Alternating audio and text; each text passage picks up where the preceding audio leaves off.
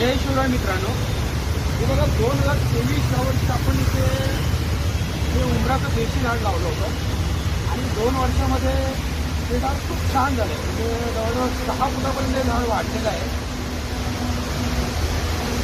आणि इथे हे झाड लावलं होतं हे गुलमोहराचं झाड होतं आणि हे खूप कमी वर्ष, मला वाटतं 15 वर्ष या झाडात झाले असतील जास्तीत जास्त, आणि 15 वर्षांनी हे झाड टिकून गेले. आणि आता आपण हे झाड लावलेलं बघा, देशी झाडं लवकर वाढत नाही, पण उंबराचं झाड त्याच्यात लवकर वाढतं आणि टिकतंही जास्त वर्ष.